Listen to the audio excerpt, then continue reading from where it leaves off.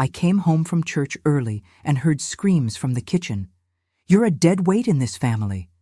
It was Vanessa, my daughter-in-law, tearing my son Tyler apart. I saw my 18-year-old son choking back tears, leaning against the wall, shaking. At that moment, something inside me exploded.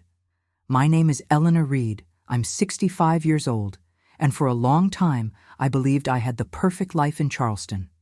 Every morning I would wake up early, make my coffee, and sit on my porch to watch the sunrise.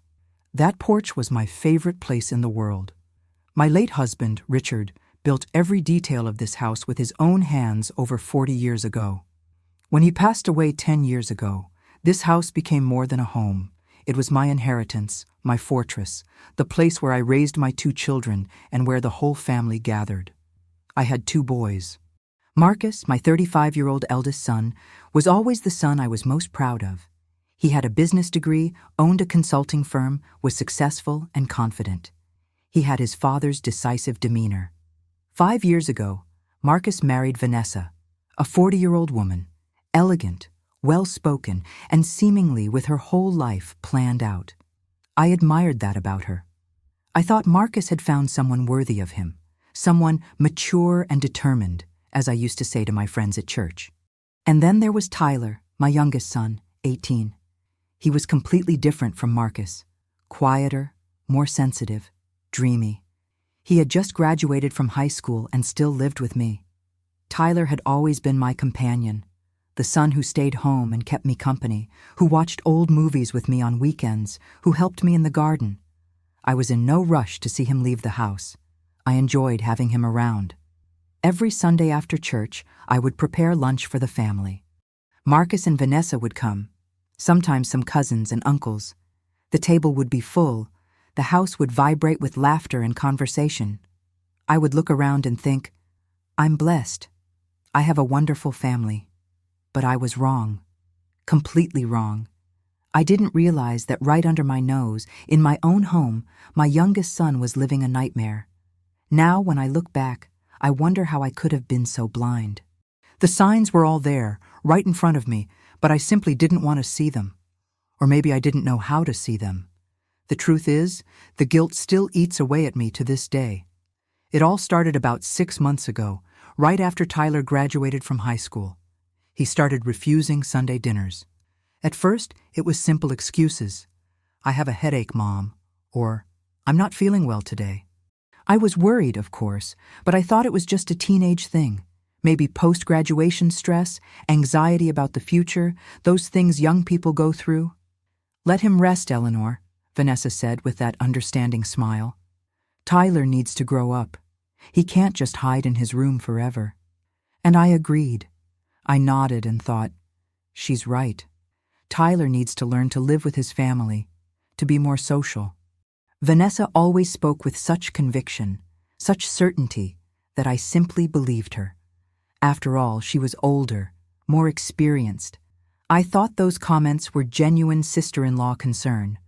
But Tyler's excuses became more and more frequent. He stopped coming down for breakfast with me. When I knocked on his bedroom door, he'd say he'd already eaten something, but I knew he was lying. I began to notice he'd lost weight. His clothes were looser. His face, once round and youthful, became thinner, with dark circles under his eyes. "Tyler, are you eating right?" I asked, concerned. "Yes, I am, Mom. I'm just tired," he replied, without looking me in the eye. Vanessa had an explanation for everything. "He's lazy, Eleanor. He spends all day on the computer, doesn't exercise, and isn't responsible. You need to be firmer with him." And then she'd turn to Tyler, in front of everyone, and say, "Tyler, don't you think it's time you got a job? To do something with your life? Your brother was already working at your age." I watched Tyler lower his head, bite his lip, and say nothing. And I, God forgive me, agreed with Vanessa. "She's right, Tyler. You need to think about your future." Marcus never said anything. He'd just sit there at the table, fiddling with his phone or staring at his plate, as if it had nothing to do with him. Whenever I tried to strike up a conversation with Marcus about Tyler, he'd brush it off. "Mom, Tyler's fine. He just needs time to figure out what he wants to do," Marcus said, not looking me in the eye. But he looks so different, Marcus. Don't you think? It's a phase, Mom. Everyone goes through it. And I accepted that answer, because I trusted my children. I trusted that they loved each other, that they protected each other, as siblings should. Tyler started locking himself in his room. I'd knock on the door at night, ask if he wanted to talk, but he'd just say, "I'm fine, Mom. I just want to sleep." His voice sounded tired, defeated, but I thought it was just teenage laziness. I remember one time, it must have been about 3 months before the discovery, Tyler came down to dinner. He was even thinner, his face pale. Vanessa looked at him and said, "Wow, Tyler, you look like a ghost. You're not sick, are you?" Everyone laughed. Even I chuckled, thinking it was an innocent joke. But Tyler didn't laugh. He just picked up his plate and went back to his room. I should have followed him upstairs. I should have asked what was going on. But I didn't. I just thought, he's overly sensitive. There was another time when Vanessa commented in front of the entire family, "Tyler, aren't you thinking about going to college? Or are you just going to stay there, living off your mother for the rest of your life?" The room was silent for a second, but then someone changed the subject, and I let it go. I let so many things go. Tyler stopped looking for me. He stopped watching movies with me. He stopped helping me in the garden. When I went into his room to change the sheets, he was always lying down, his back to the door, headphones in his ears. I thought he was just growing up, drifting away, the way children do when they become adults. But that wasn't it. He was isolating himself because he was hurting.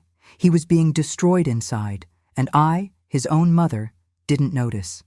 I was so busy admiring Vanessa's maturity, so proud of Marcus's success, that I didn't see my youngest son wasting away right under my roof. How could I be so blind? How did I let this happen? This guilt will haunt me forever. But what I didn't know, what I was about to discover that fateful Sunday, would change everything. And when the truth finally came out, I swore to myself, I would never ignore the signs again. Never again. It was a Sunday in August. I remember every detail of that day as if it had happened yesterday.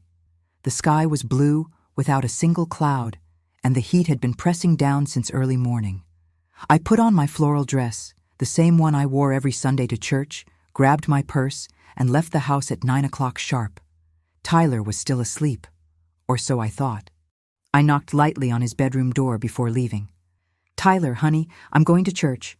I'll be back at noon." There was no answer, but I was used to it. He rarely answered anymore. Marcus and Vanessa had come over for dinner the night before. A quiet Saturday, where Vanessa had made a few sharp comments about Tyler having no plans for the future, but nothing that struck me as out of the ordinary. They said they'd be back on Sunday for lunch, as they always did. I'd left some chicken marinating in the fridge and planned to make that special lunch everyone loved. The church was only a 15-minute drive from my house. I arrived promptly at 9:15 a.m., greeted my friends at the entrance, and went inside. But something was wrong. The pastor was in the foyer, visibly uncomfortable, talking with some deacons. He gathered us together and announced, "I'm sorry to inform you, but the air conditioning broke down overnight, and in this heat it's impossible to hold the service. Let's reschedule for this evening, at 6 p.m., when it's cooler." I was disappointed. That Sunday morning service was sacred to me, but there was nothing I could do. I chatted quickly with some friends, wished them a good week, and got back in the car. I looked at my watch. 9:45. I thought about stopping by the grocery store, maybe picking up a few things, but decided to head home. I wanted to start lunch early and take the opportunity to talk to Tyler, try to understand why he'd been so distant. I got home at 10:30. The house was quiet when I pulled into the driveway. I grabbed my purse, opened the kitchen door to the garage, and that's when I heard it. Screams. These weren't normal screams. It was a voice filled with rage, contempt, pure venom. I recognized it immediately. It was Vanessa. I froze for a second, my hand still on the doorknob. My heart pounded in my chest. What was she doing here? I hadn't expected them to arrive before noon. I dropped my bag quietly to the floor and walked slowly down the hallway toward the kitchen, trying to figure out what was happening. You are a dead weight in this family. Vanessa's voice echoed through the house, so loud it sent a shiver down my spine.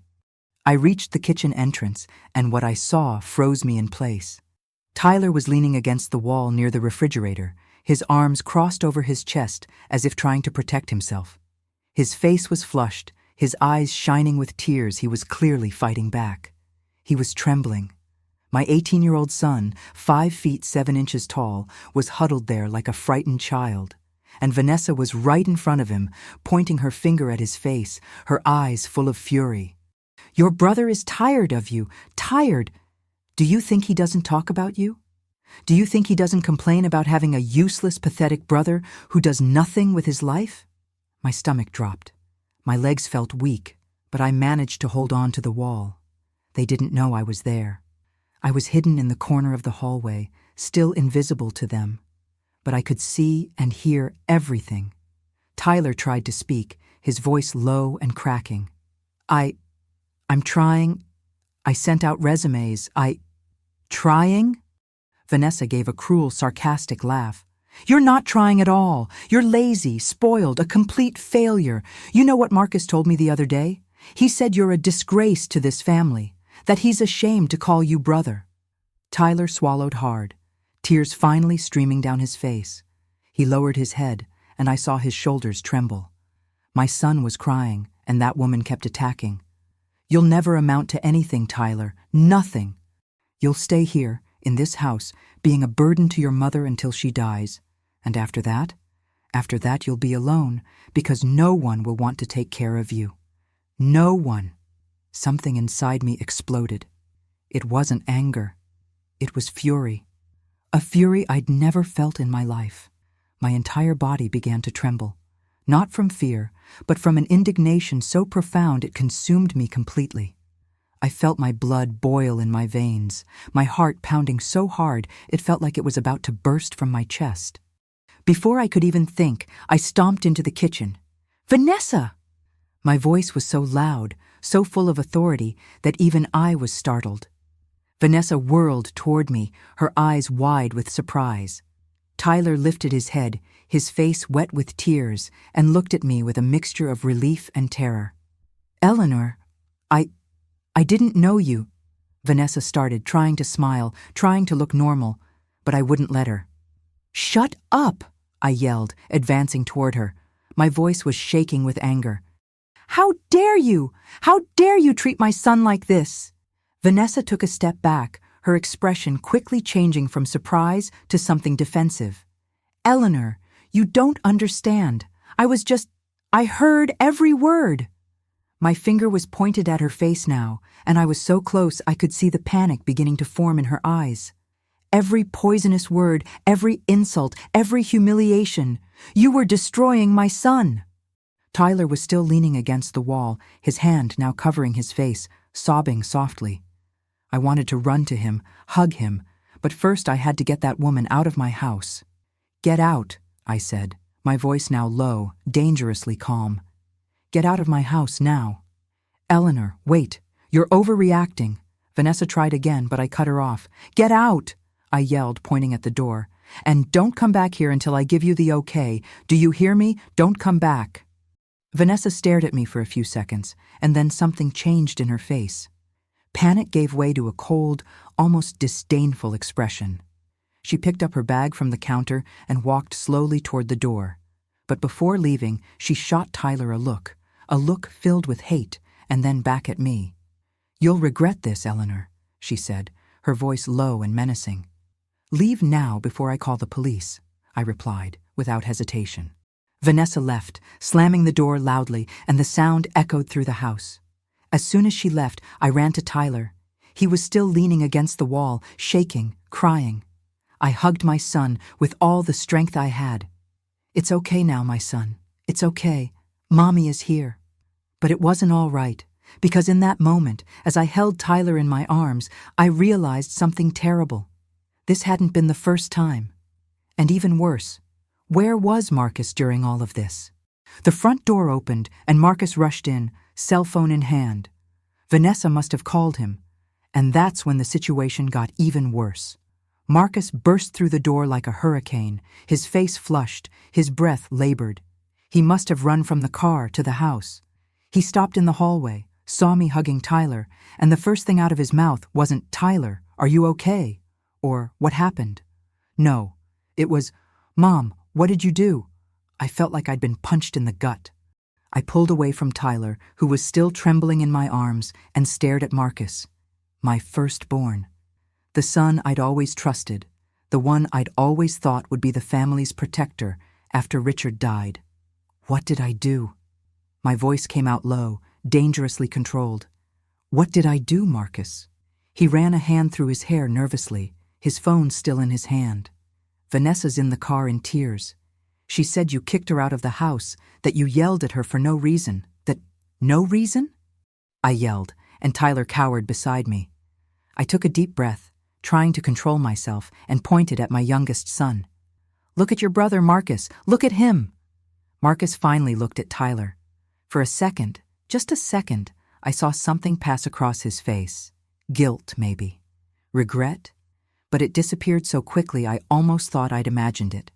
"Tyler's okay, Mom. He's sensitive, you know that." Sensitive? I laughed, but there was no humor in it. It was bitter, pained. "Your brother was being destroyed by your wife, Marcus. I heard everything, every poisonous word that came out of her mouth. Mom, please." Marcus stepped closer, his hands raised as if trying to calm a wild animal. "You're overreacting. Vanessa is stressed, I know, she has a temper, but she didn't mean it. She gets nervous sometimes, but deep down she—" "Overreacting?" My voice was so loud that Marcus took a step back. "She called Tyler dead weight, useless. She said you were ashamed of him. She said he would never amount to anything. Is that overreacting to you, Marcus?" Marcus looked away, hands in his pockets, jaw set. She shouldn't have said those things, I know, but you knew." It wasn't a question. It was a statement. I felt my heart sink in my chest, a pain so deep I thought I might pass out. "Marcus, did you know she treated Tyler like this?" The silence that followed was deafening. Marcus didn't answer. He just stood there, staring at the floor, biting his lower lip, his jaw clenched. And it was in that silence that I understood everything. "Oh my God." My voice came out as a broken whisper. You knew, and you did nothing. "Mom, it's complicated." Marcus finally spoke, but his voice was weak, lacking conviction. "Vanessa has a bad temper. If I confront her, if I get against her, she gets worse. It's easier to just let it go." "Let it go?" I could hardly believe what I was hearing. "Marcus, that's your brother. He's 18. He trusted you." "I know, Mom, but you don't understand what it's like." Marcus was starting to get desperate now, his words coming out in a rush. "Vanessa and I have a difficult marriage. I need to keep the peace. If I start defending him every time she says something, she'll explode. She'll make everything worse. So you chose her." I felt tears burning in my eyes, but I didn't let them fall. "Not yet. You chose to protect your abusive wife over your own brother." "Mom, it's not like that." "So what, Marcus?" I was screaming again, but I couldn't control myself. All the pain, all the disappointment, all the anger was pouring out of me like a broken dam. Explain to me how you could sit at the table all these months, watching that woman humiliate Tyler and say nothing. Explain to me how you could sleep at night knowing your brother was suffering." Marcus threw up his hands defensively. "I tried to calm her down a few times, Mom. I tried, but you don't know how Vanessa gets when she's mad. She what, Marcus? She yells at you? She threatens you?" I took a step toward him, my eyes fixed on his. "You're a grown man, 35, Marcus. You own a company. You deal with difficult people every day. And you're telling me you can't control your own wife? It's not about controlling. It's about cowardice." I spat the word like poison. "You're a coward, Marcus." His face went white. He stared at me, mouth open, as if I'd just slapped him. "Mother. No, don't mother me now. I felt the tears finally streaming down my face, but I didn't wipe them away. You chose her side. You chose your peace in marriage over your own brother. A brother who looked up to you, Marcus. A brother who grew up looking up to you like you were a hero. I looked at Tyler, who was now sitting on the kitchen floor, his knees drawn up to his chest, his face buried in his arms. He was sobbing softly, and every sound that came out of him was like a knife to my heart. I looked back at Marcus. Look at him. Look what you allowed to happen. Marcus looked at Tyler, and this time I saw tears in his eyes too. But I didn't feel pity. I just felt nothing. A deep emptiness where pride and love had once been. Mom, I'm so sorry. Marcus's voice broke. I didn't know it was this bad. I thought he was fine, that he was just being dramatic, that... You didn't want to know, I interrupted, my voice now cold, distant. Because it was easier to believe Tyler was dramatic than to admit his wife was an abuser. Because it was easier to turn a blind eye than to face Vanessa. I tried, Mom. I swear I tried a few times. You didn't try hard enough. I crossed my arms, feeling my entire body tremble. Not from anger now, but from exhaustion and disappointment. And you know what's worse, Marcus? You're not just a coward. You're an accomplice. Mom, please don't say that. You stood by silently while that woman destroyed your brother. You sat at the table, scrolling through your phone, while she humiliated Tyler in front of everyone. You brushed it off when I asked about him because it was easier than admitting the truth. My voice was breaking now, but I continued. You're complicit in everything she did. Marcus took a step back, as if my words were physical blows. He opened his mouth to speak, but nothing came out. He just stood there, tears streaming down his face, his shoulders slumped. You need to leave now, I said, my voice firm despite the tears. You and Vanessa, get out of my house. Mom, wait. No, I yelled, pointing at the door. Get out. I need to take care of my son. The son who really needs me. Why you, Marcus? You've already made your choice. Marcus stared at me for a few more seconds, his expression a mix of shock, pain, and embarrassment. He looked at Tyler again, as if he wanted to say something, but Tyler didn't even look up. I'm sorry, Marcus whispered, his voice barely audible.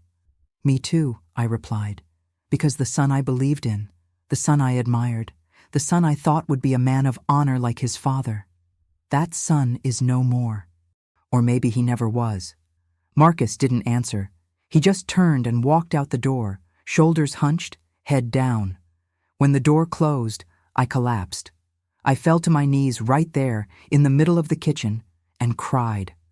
I cried for Tyler's stolen innocence. I cried for the blindness that kept me from seeing his suffering. And I cried for the loss of Marcus, because in that moment I realized I had lost my oldest son. Not physically, but in every other way that mattered. I felt arms wrap around me. Tyler had crawled over to me and hugged me tightly, the two of us crying together on the kitchen floor. Tyler, my son, why didn't you ever tell me? My voice cracked. I was crying now too. He looked at me, and what I saw in those eyes broke my heart. Shame, fear, exhaustion. I tried, Mom, he whispered, but I didn't think you'd believe me. Vanessa always seemed so perfect in front of you. And Marcus always defended her. I thought maybe I was being too sensitive, you know? That maybe I deserved it. No, I interrupted him, cupping his face in my hands. You don't deserve this. You never did. And I'm so sorry, my son. I'm so sorry for not seeing it, for not realizing it. We stood there holding each other for a few minutes, crying together, until Tyler pulled away and wiped his eyes with the back of his hand. He took a deep breath, as if gathering courage for something. Mom, there's more. You need to see this.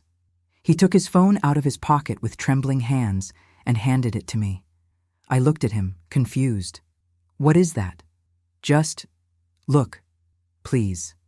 I unlocked my phone and saw that he had already opened the messaging app. I started scrolling, and what I saw made me feel a wave of nausea. They were messages from Vanessa to Tyler.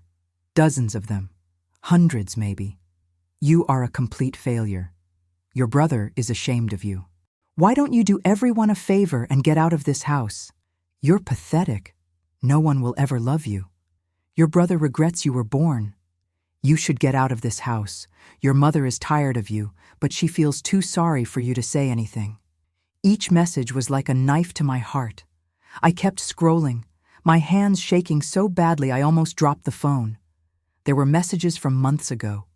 Months. This had been happening for months, right under my nose, and I hadn't done anything. Tyler, my voice was hoarse. Why didn't you block her number? Why didn't you show me this sooner? I thought, if I ignored her, she'd stop. And I was scared, Mom, scared that you wouldn't believe me, scared that it would cause trouble between you and Marcus. I felt the tears stream down my face again, but Tyler touched my arm gently. There's more, Mom. There are audios.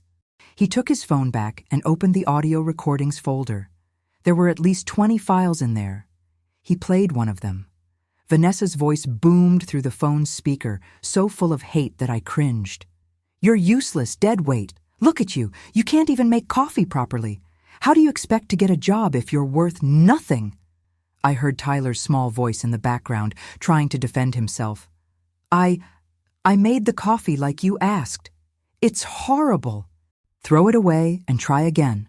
Or better yet, don't even try. You just ruin everything. The audio ended, and I stood there, paralyzed, holding my phone like it was a bomb about to explode. Tyler played another audio, and then another. Each one was worse than the last. Vanessa yelling at him, humiliating him, destroying him. And all of this happened when I wasn't home, when I was out to church, to the grocery store, to visit friends. There are videos too, Tyler said, his voice barely audible. He opened the gallery and showed the videos. They were hidden recordings, taken from somewhere inconspicuous in the kitchen, probably on top of the refrigerator or a cabinet. I pressed play on the first video. Vanessa was in the kitchen. Tyler came in with a plate in his hand. It looked like a sandwich he'd made. He set the plate down shyly. I made you a snack, Vanessa. I thought. Vanessa took the plate, looked at the sandwich with a disgusted expression, and simply threw it all in the trash. This is disgusting, Tyler. You can't do anything right. Stop trying to be helpful, because you're not. Tyler stood there, shoulders slumped, visibly devastated. Then he left the kitchen without a word. I watched 3 more videos. Each showed a similar scene. Vanessa humiliating Tyler, throwing things he made in the trash, yelling at him, calling him useless, a failure, and dead weight. And in every video, Tyler just stood there silently. When the last video ended, I couldn't hold it in any longer. I sobbed loudly, covering my face with my hands. It was months of documented cruelty, months of my son suffering, in silence, alone, with no one to defend him. Tyler, my God, why did you record all of this? I asked, still crying. He took a deep breath, wiping away his own tears.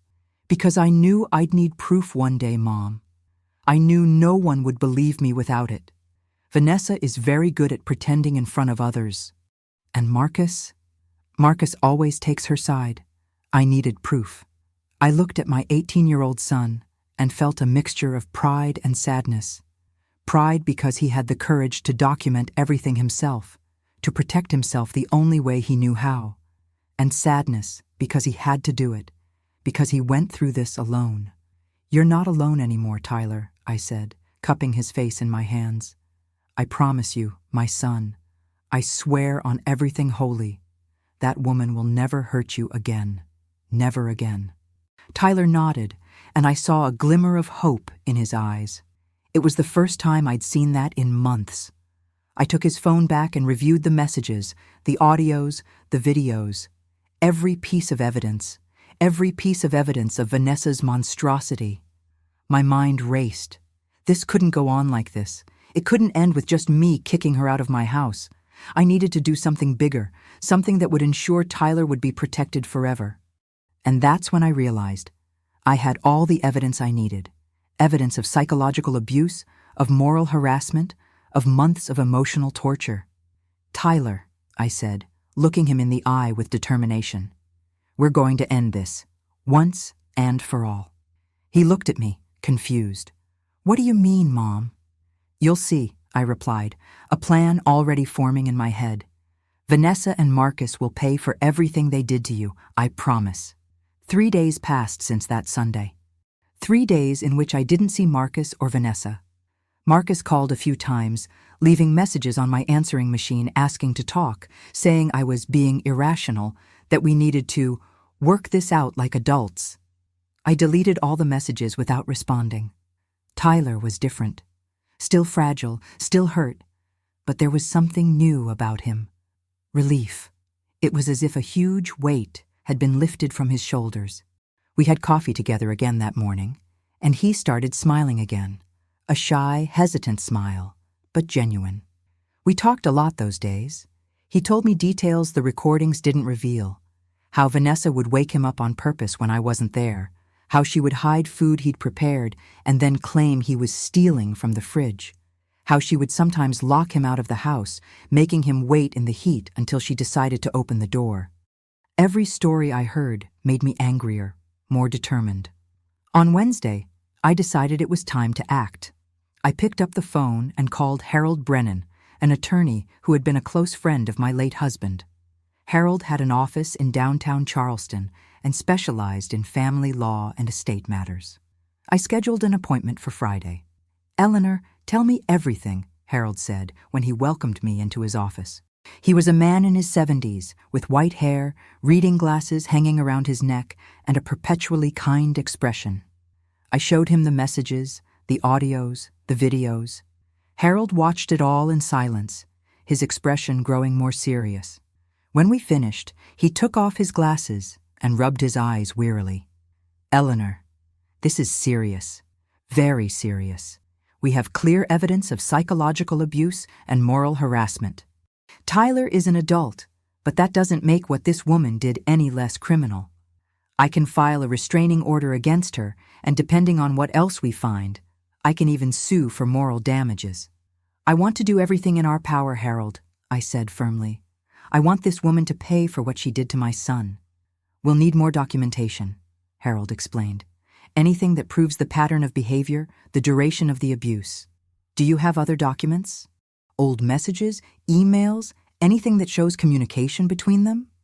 That's when I remembered. Marcus had a drawer in his home office. He sometimes kept papers there, company documents, work-related things. He had a key to the house and used the office occasionally when he needed a quieter place to work. "I have my late husband's office at home," I told Harold. "Marcus uses it sometimes. Maybe there's something there." "It's worth checking," Harold agreed. "Bring me anything you find. The more evidence we have, the better." I returned home with my head spinning.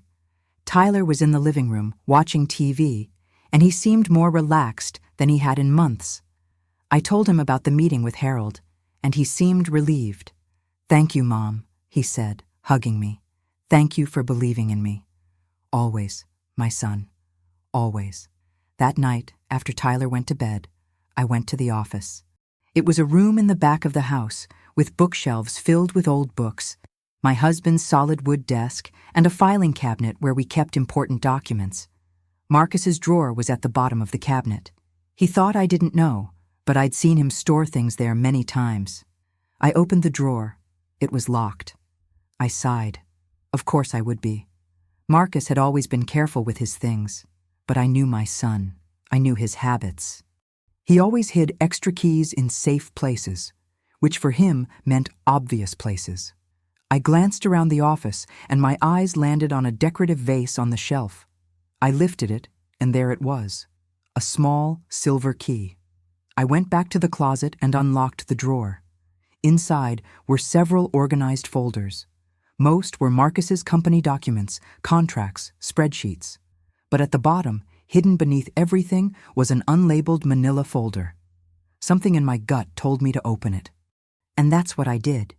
What I found inside made me feel like the ground had disappeared from under my feet. The first thing I saw was a copy of the deed to my house. The house my husband built. The house that was mine, registered in my name, and, by will, would be divided between Marcus and Tyler upon my death. But it wasn't just a copy. There were several drafts of documents, papers with official letterhead, transfer of ownership forms. And on one of them, there were signatures, my signature and Tyler's. Only I had never signed it, and neither had Tyler. They were forgeries, crude imitations, but convincing enough for someone unfamiliar with our signatures. My hand began to tremble. I continued leafing through the folder. There were more documents, fake powers of attorney, authorizations, bank forms, everything prepared to transfer ownership of the house to Marcus and Vanessa. And then I found the emails. They were printouts of messages exchanged between Marcus and Vanessa. I read the first one, and my stomach dropped. From Marcus Reed to Vanessa Reed. Subject, the house. Van. I managed to copy the deed. I'll start working on the documents. I think I can forge the signatures well enough to get through. We just need to choose the right time to make the transfer. My vision blurred. I continued reading. From Vanessa Reed to Marcus Reed. Subject, the house. Perfect. But what about the old lady? She won't sign willingly. What about Tyler? The old woman. She was talking about me. From Marcus Reed to Vanessa Reed. Subject, the house. No need. We'll use the forgeries. When everything's ready, we'll just make the transfer. My mom won't even notice until it's too late. She barely understands paperwork. Tears began to fall onto the paper, blurring the ink. My own son, my Marcus. He was planning to steal me. But the worst was yet to come. I found another email, dated 2 weeks ago, from Vanessa Reed to Marcus Reed. Subject, after, and when the house is in our name, what do we do with them? From Marcus Reed to Vanessa Reed. Subject, after. My mom's getting old. We can put her in a nursing home, say she's losing her memory, that she can't take care of herself anymore. With the house in our name, she won't be able to argue. And as for Tyler, well, he's of age. He can fend for himself. We'll get rid of him. I read that email 3 times, as if my brain refused to process the words. My son, my oldest son, the son I raised, the son I loved, the son I always defended, was planning to force me into a nursing home and throw Tyler out onto the street. I felt nausea rising in my throat. I ran to the bathroom and vomited. I lay there, kneeling on the cold floor, shaking, crying, feeling as if my world had completely fallen apart. They didn't just want to humiliate Tyler. They wanted to destroy our entire family. They wanted to steal everything my husband had built, everything I had, and throw us away like trash. I went back to the office and gathered all the documents, all the emails, all the evidence. I put everything back in the folder and took it to my room. I hid it under my mattress. No one could know I'd found it. Not yet. I sat on the edge of the bed, still shaking, still processing. How had it come to this? How had my own son, the boy I'd held in my arms when he was born, the boy I'd taught to walk, to read, to be an honorable man, become this? The answer was simple and painful. Vanessa. She poisoned him. She turned my son into a monster. Or maybe she just revealed the monster that was already there, hidden. It didn't matter anymore. What mattered was protecting Tyler and protecting myself. The next morning, I returned to Harold Brennan's office unannounced. I walked in with my briefcase under my arm and placed everything on his desk. "Eleanor, what is this?" Harold asked, picking up the documents. "Read it," was all I could say. Harold read silently. I saw his expression change from curiosity to shock, then to anger. "My God, Eleanor, this is attempted fraud. Forgery of documents. This is a serious crime." "I know," I replied, my voice firm now. The sadness had turned to determination. "And I want them to pay for this, Harold. I want them to pay for everything." Harold took off his glasses and looked at me with a seriousness I had never seen in him before.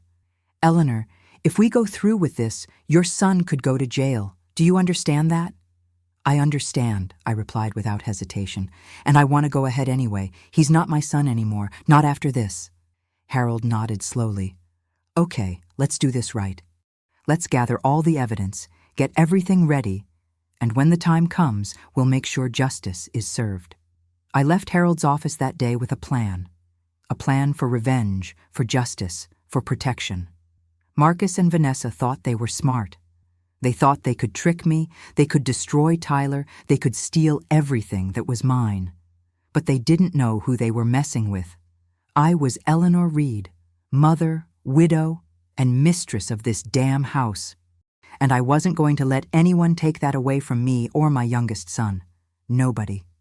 That night, after returning from Harold's office, I sat with Tyler in the living room. He was on the couch, reading a book, and when he saw me walk in with that look on my face, he immediately closed the book. "Mom, what happened? You look pale." I sat beside him and took a deep breath. For a moment, I considered hiding everything, protecting him from more pain. But Tyler deserved to know.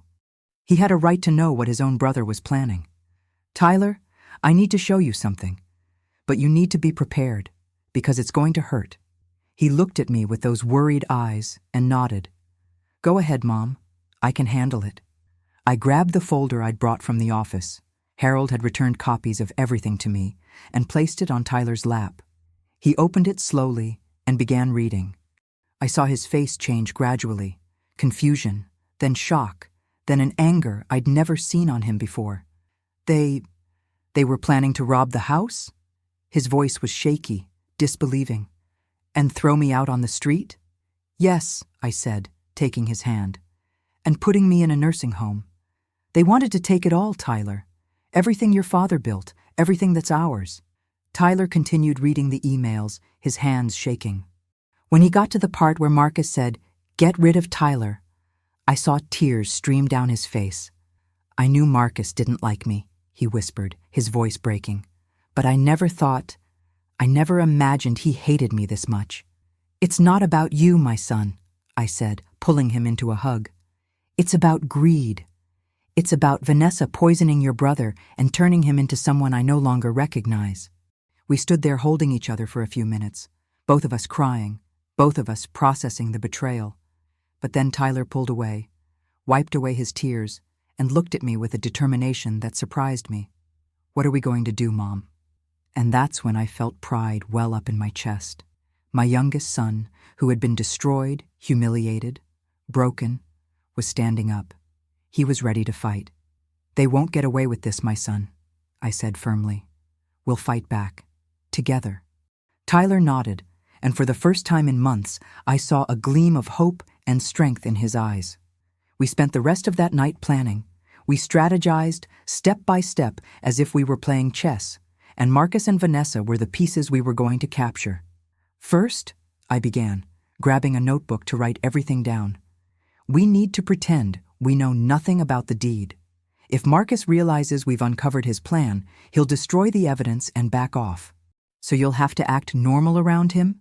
Tyler asked, his expression worried. "Mom, can you do that?" I took a deep breath. The thought of pretending to be normal with Marcus, of smiling at him knowing what he was planning, made my stomach turn. But it was necessary. "I'll have to," I replied. "It's the only way we'll catch them in the act." Tyler nodded. "What about me? What do I do?" "You keep recording everything," I said. "Every interaction you have with Vanessa or Marcus, everything they say, you record it. Harold said the more evidence we have, the better. We need to build a solid case." "I can do this," Tyler said determinedly. "But you need to be careful," I warned. "They can't get suspicious. Continue acting as you always have, quiet, avoiding conflict. Don't give any signs that you know something." Tyler nodded. "And then what? When we have enough evidence?" That's when the idea popped into my head. A risky idea, but perfect. "Let's set a trap," I said, and saw Tyler's eyes widen. "Let's invite Marcus and Vanessa over for a makeup dinner." "A dinner? Mom, are you crazy?" "Listen to me," I said, taking his hands. "Let's make it look like I'm over the fight, that I want to make things right. Marcus will accept because he needs me to trust him to go through with the deed plan. And Vanessa will come because she can't resist an opportunity to manipulate me." Tyler was starting to understand. So? Then we reveal everything, in front of witnesses. Witnesses? Tyler asked, confused. We'll invite family, I explained, the plan fully forming in my head now. Your aunts, uncles, cousins, people who've known our family for years. And Harold, our lawyer, will be there too. We'll introduce him as an old family friend. Nothing suspicious. Tyler was silent for a moment, processing. Then a slow, almost satisfied smile appeared on his face. You want to expose them publicly? Exactly, I said. Marcus and Vanessa care too much about appearances, about reputations. Let's destroy that. Let's show everyone in the family who they really are. And with Harold present, we'll have legal confirmation that what they did is a crime. That's brilliant, Mom, Tyler said, and for the first time in a long time, he sounded genuinely excited. When do we do that? In 2 weeks, I replied. Enough time to gather more evidence and get everything organized perfectly. That night, we worked out every detail of the plan. Tyler would continue recording any interactions with Marcus and Vanessa. I would call Marcus the next day, pretending to be calm and wanting to talk about fixing our family. I would invite him and Vanessa to dinner, making it clear I wanted to make amends. They'll be suspicious at first, Tyler warned. Leave it to me, I said. I'll be convincing. I'll tell him I talked to the church pastor, that I realized I was too harsh, that family is what matters. Marcus will believe it because he wants to believe it. He needs me to trust him. We also decided that I would continue to consult with Harold discreetly, presenting any new evidence that came to light. Harold had already confirmed that we had a strong case, attempted fraud, document forgery, and documented psychological abuse. With the evidence we had, Marcus and Vanessa could face both criminal and civil charges. One last thing, I said to Tyler before we went to sleep. We can't tell anyone about the plan. Not anyone. Not your cousins, not your uncles. The fewer people who know, the better. Understood, Tyler agreed. It's just you, me, and Harold. Exactly. Over the next few days, I put the plan into action. On Thursday morning, I took a deep breath and called Marcus. He answered on the third ring, his voice cautious. Mother? Marcus, I said, forcing my voice to sound tired and conciliatory. Can we talk? There was a pause. Sure, Mom. About what? About everything that happened. I've been thinking a lot these past few days. I talked to Pastor Miller at church yesterday. He made me reflect on forgiveness, on family. I heard Marcus breathe a sigh of relief on the other end. He was taking the bait. I've been thinking a lot too, Mom. I know things have gotten out of hand. I overreacted, I interrupted, each word costing me a piece of my soul. Vanessa may have been harsh on Tyler, but maybe she was right. Maybe I'm spoiling him too much. He needs to grow up. The silence on the other end told me that Marcus was surprised, but relieved. Mom, I'm glad to hear that. Vanessa cares about Tyler. She just has a different way of showing it. I had to bite my tongue to keep from exploding, but I kept up the charade. I know, son, and that's why I wanted to invite you and Vanessa over for dinner. 2 weeks from now, on Saturday, I'm going to make that favorite rib recipe of yours. I want us to make up, as a family. Really? Marcus looked genuinely excited now. Mom, that would be great. Vanessa will be so happy. I bet he will, I thought bitterly, but I kept my tone sweet. Great. I'll invite some family, too. Make it a bigger deal, you know? Your uncles, your cousins. How long has it been since we had a real family reunion? It's true, Marcus agreed. That will be perfect, Mom. Thank you. From the bottom of my heart. You're welcome, my son, I said, tasting the bitter taste of the lie. See you Saturday, then. I hung up the phone and let the tears fall. Tyler appeared in the kitchen doorway, looking worried. It achieved? I did it, I replied, wiping away tears. They'll come. Saturday dawned with clear, sunny skies, as if the universe were in complete disagreement with the storm about to unfold inside my house. I woke at 6 a.m, even though I hadn't slept much. My stomach was churning, but it wasn't fear, it was anticipation. Tyler was already awake when I came down to the kitchen. He was sitting at the table, nervously fiddling with a cup of cold coffee. "Couldn't sleep either?" I asked, placing my hand on his shoulder. "Not at all," he admitted. "Mom, what if something goes wrong?" "Nothing will go wrong," I replied with more confidence than I actually felt. "We've planned everything. Everything is under control." I spent the entire day preparing dinner. I made the roast rib Marcus had loved since he was a child, the one with rosemary and garlic that my husband had taught me to make. I prepared mashed potatoes, salad, and homemade bread. The irony wasn't lost on me. I was making my son's favorite food for the dinner where I was going to publicly destroy him. The guests began arriving at 6 o'clock. First came Aunt Margaret, my late husband's sister, a 70-year-old woman with gray hair and a kind smile. Then came my nephews, Daniel and Sarah, both in their 30s, with their spouses. I welcomed everyone with warm hugs, as I always did. "Eleanor, how wonderful of you to invite us," Aunt Margaret said, hugging me. "It's been a long time since we've had a gathering like this." "Yeah," I replied, forcing a smile. "I miss that. Families need to stick together." Harold arrived at 6:15, punctual as always. I introduced him to the family exactly as we had agreed.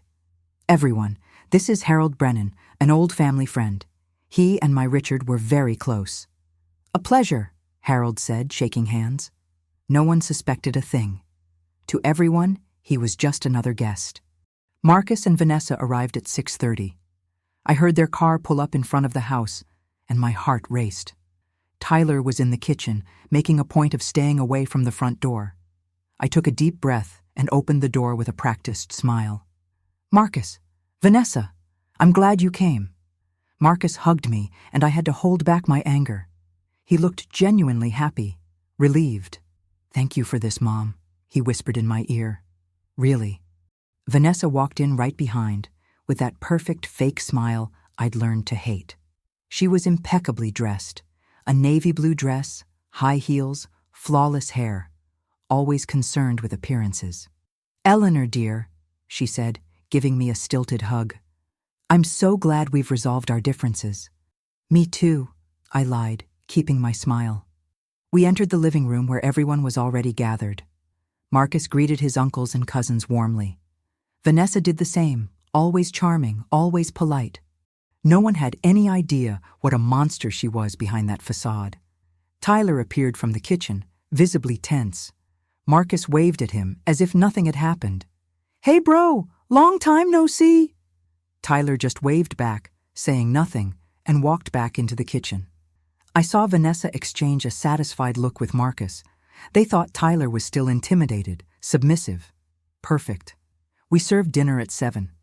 Everyone sat at the large dining room table, the same table where so many happy memories had been made. I sat at the head, Marcus to my right, Vanessa beside him. Tyler sat to my left, as far away from them as possible. Harold sat in the middle of the table, between my nephews. The conversation flowed naturally at first. Aunt Margaret told old stories about Richard. Everyone laughed, ate, and drank wine. Marcus was especially animated, talking about his business and future plans. Vanessa smiled, complimented him, and perfectly played the role of devoted wife. I barely touched my food. My stomach was so tight that each bite felt like it weighed a ton. Tyler ate little too, his eyes fixed on his plate. When everyone finished the main meal and I started serving dessert, an apple pie my mother used to make, I decided it was time. It was now or never. I stood up and picked up my wine glass. I tapped it lightly with a spoon, catching everyone's attention.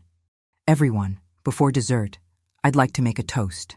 Everyone picked up their glasses, smiling. Marcus was beaming. "I want to make a toast," I began, my voice firm and clear, "to the truth." Some faces showed confusion, but everyone raised their glasses anyway. "To the truth," Marcus repeated, not understanding. "Yes," I continued, setting my glass back down without drinking, "because the truth is something that's been missing in this family lately. And today, here, in front of all of you, the truth will finally come out."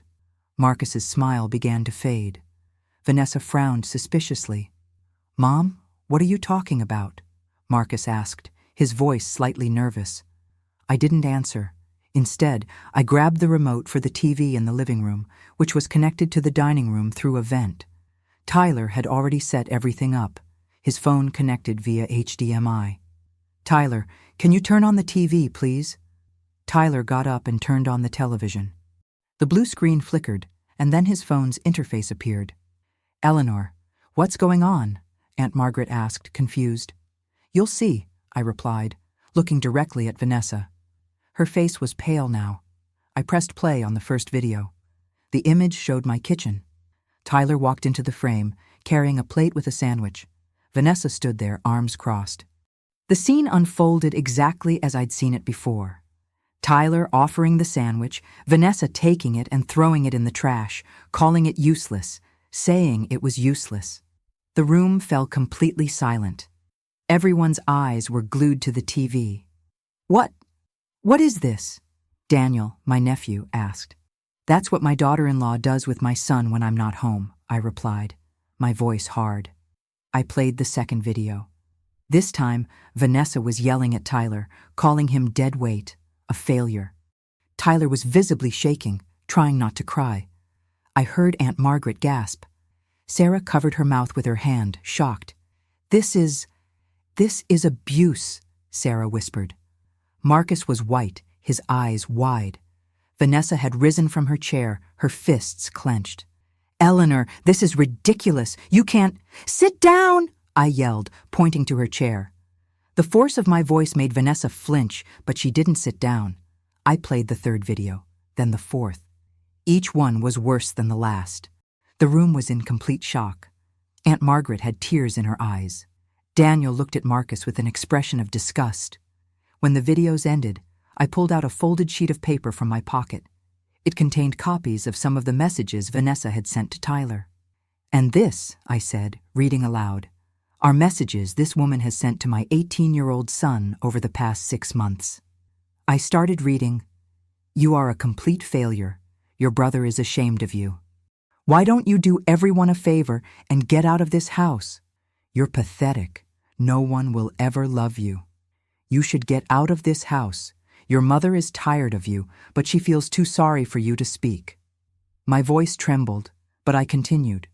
With each message I read, I saw the horror growing on my family's faces.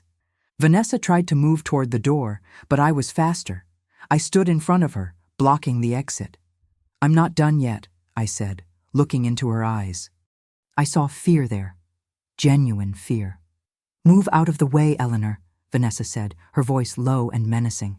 No, I said firmly. You're going to stay here and hear everything. You owe me that. Marcus finally found his voice. Mom, stop it. You're humiliating my wife in front of— Your wife humiliated your brother for months, I screamed, turning to him. And you knew, you always knew, and you never did anything. Marcus was speechless, guilt written all over his face. But wait, I continued, returning to the desk and picking up another folder, the folder with the forged documents. Because there's more, much more. I opened the folder on the table, spreading the papers out for everyone to see. These here, I said, pointing to the documents, are copies of the deed to my house. And these here are drafts of transfer of ownership documents with forged signatures, mine and Tyler's. There was a deathly silence. Aunt Margaret stood up, moving closer to look at the papers. Eleanor, this can't be real, she said, her voice shaking. It's real. Harold stood up now, assuming his role. My name is Harold Brennan, and I'm a lawyer. I've personally examined these documents. The signatures are forgeries. And there's evidence that Marcus and Vanessa planned to use these documents to transfer ownership of this house into their names without Eleanor or Tyler's consent. The room erupted in shocked gasps. Daniel stood up, staring at Marcus in disbelief. Marcus, tell me that's not true. Tell me you weren't planning to rob your own mother's house. Marcus was petrified, unable to speak. His mouth opened and closed, but no sound came out. It wasn't just that, I continued, picking up the copies of the emails. They also planned to force me into a nursing home and throw Tyler out onto the street. I read the email aloud. each word hanging in the air like lead. My mom's getting old. We can put her in a nursing home, say she's losing her memory, that she can't take care of herself anymore. With the house in our name, she won't be able to argue. And as for Tyler, well, he's of age. He can fend for himself. We'll get rid of him. Aunt Margaret let out a strangled sound, somewhere between a sob and a scream. Sarah was crying openly now. Daniel took a step toward Marcus, his fists clenched. "You son of a bitch," Daniel spat. "How could you?" Vanessa finally tried to defend herself. "That's a lie. Those emails are fakes. Eleanor is making this all up because—" "The emails were recovered from Marcus's computer," Harold interrupted, his voice calm but authoritative. "I verified the metadata myself. They are authentic. And along with the forged documents, they constitute clear evidence of attempted fraud, document forgery, and conspiracy to commit theft. This is a serious crime," Harold continued, looking directly at Marcus and Vanessa. "A federal crime. You two have a lot of explaining to do, and not to this family, to the authorities." That's when Marcus finally broke down. He sank into his chair, covering his face with his hands. "Mom, I didn't want to—" "Vanessa said that." "Don't blame me," Vanessa yelled, turning to Marcus. "You were with me the whole time. It was your idea." "Mine?" Marcus lifted his head in disbelief. "You were the one who started talking about the house, about how much money we could have if—" "You agreed," Vanessa yelled back. And there, in front of everyone, they began to attack each other, shifting blame, exposing every rotten detail of the plan they had devised together. It was pathetic. It was disgusting. And I just watched, arms crossed, as my children, one of them at least, and my family saw the full truth unfold. Tyler was beside me now, and I held his hand. He was crying, but there was relief in those tears. Relief at finally being seen, believed, defended. When Marcus and Vanessa finally stopped yelling at each other, Aunt Margaret came over to me and hugged me. "Eleanor, my dear, I'm so sorry. So sorry. How come no one saw this coming?" "Because they were very good at hiding it," I replied, my voice weary. "But not anymore." Harold stepped forward, taking control of the situation. "Marcus Reed, Vanessa Reed, based on the evidence presented here today, I inform you that Eleanor intends to pursue criminal and civil action against you. You have the right to retain legal counsel, and I strongly suggest that you do so." Vanessa looked at me, and for the first time, I saw something other than arrogance in those eyes. I saw real fear. "Eleanor, please, can we talk about this? Work it out between us?" "No," I said, my voice firm and final. "You have crossed all lines. You hurt my son. You tried to steal from me. You planned to lock me in an asylum. There is no conversation. There is no forgiveness. There is only justice."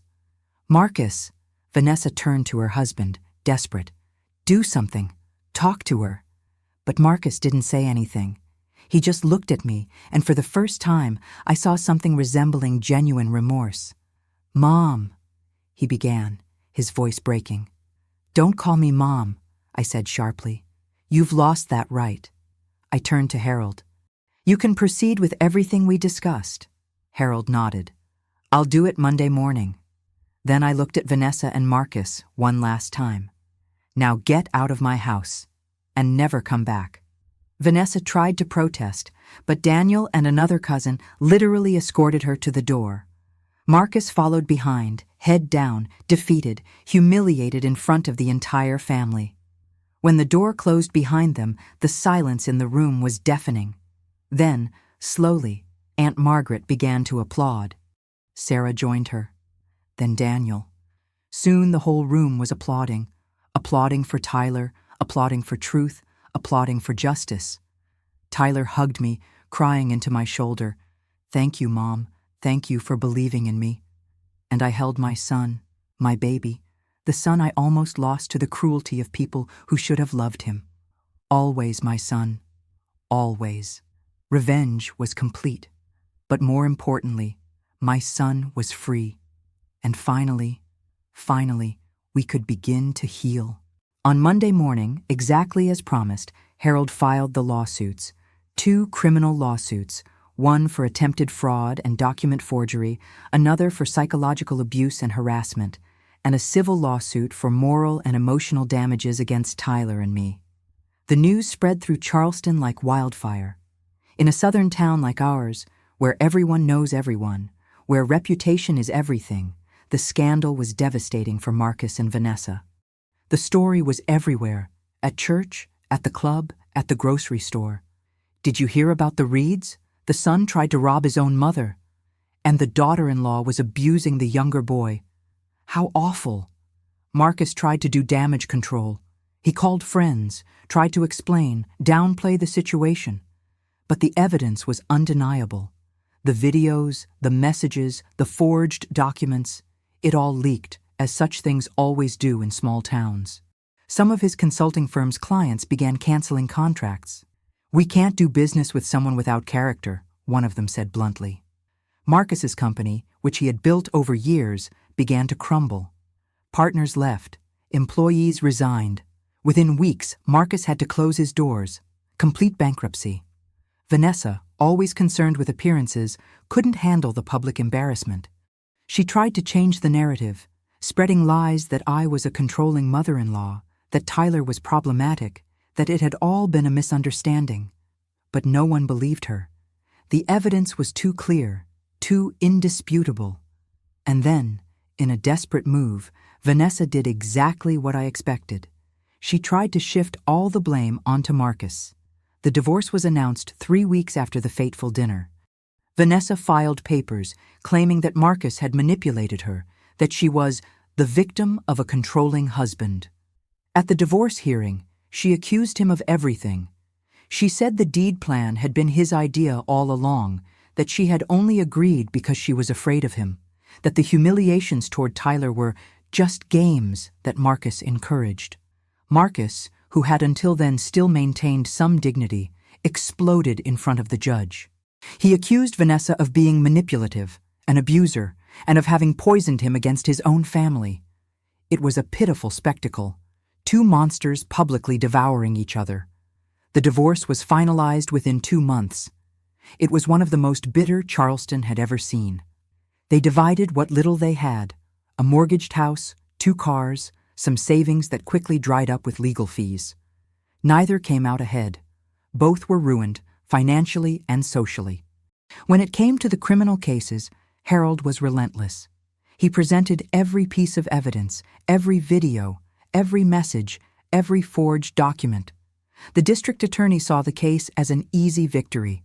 Solid evidence, sympathetic victims, clearly guilty defendants. Marcus and Vanessa were convicted.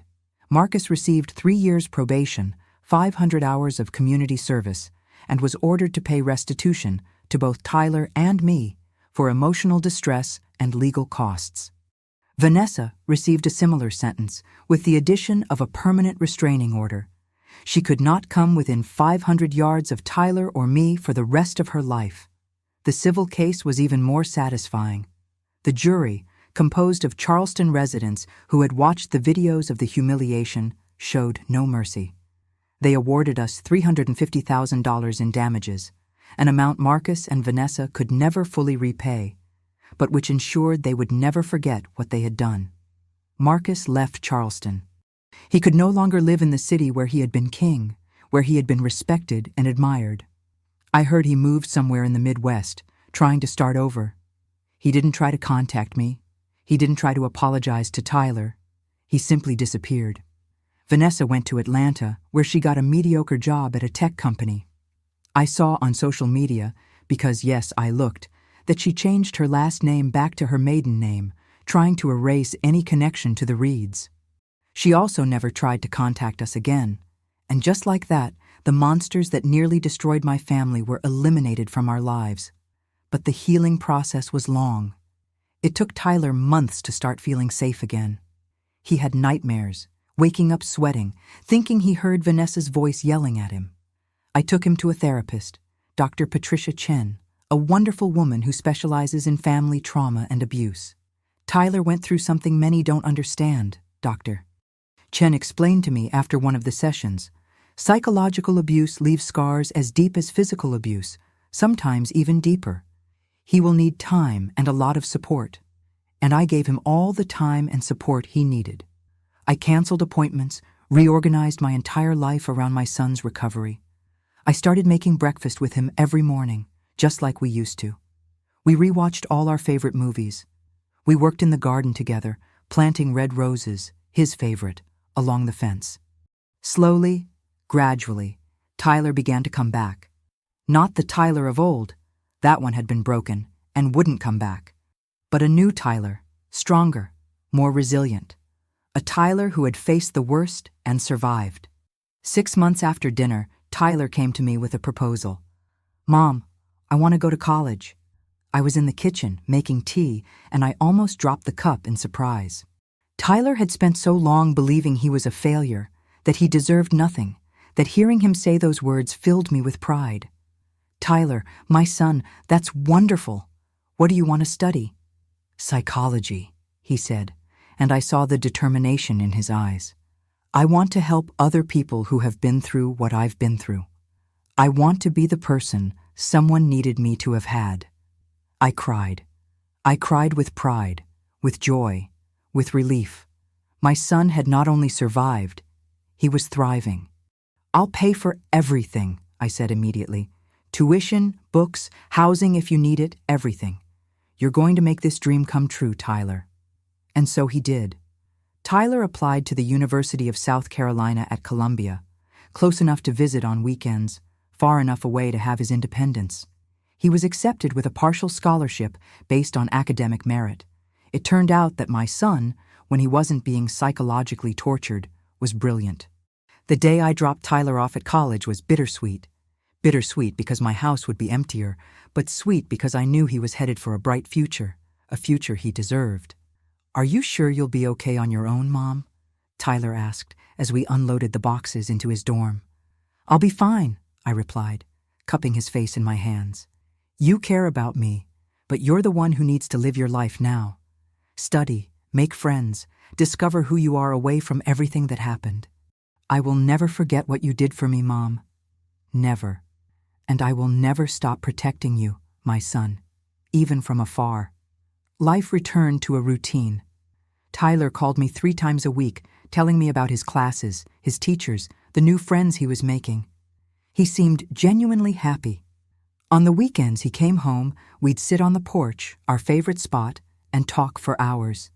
It was on one of those weekends, almost a year after that fateful dinner, that we had the conversation that would change everything for me. It was a Saturday afternoon in late September.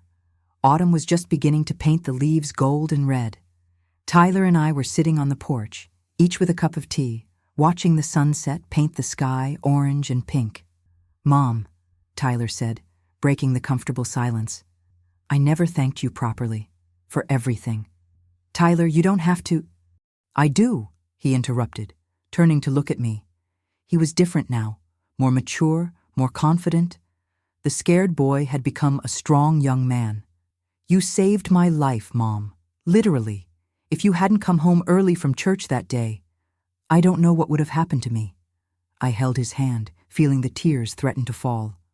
I should have seen it sooner, my son. I should have realized what was happening. All those signs I ignored, all those times you tried to tell me and I didn't listen. Stop, Tyler said softly, squeezing my hand. You had no way of knowing. They were very good at hiding it. And when you found out, you didn't hesitate for a second. You protected me, defended me, fought for me when your own son was on the other side. You chose the right thing over the easy thing. Not everyone would do that. You're my son, Tyler. I will always choose you. Always. We sat there, holding hands, watching the sun set over Charleston. The same city where so much pain had been experienced, but also where so much healing was now taking place. Do you know what Dr. Chen told me at the last session? Tyler asked. What? She said I'm a survivor, that what I went through doesn't define me, how I choose to move forward does. And she said many survivors can't heal because they don't have support. But I have you. And you always will, I promised. No matter what, no matter when, you'll always have your mother. Tyler smiled, that genuine smile I'd missed so much. I know.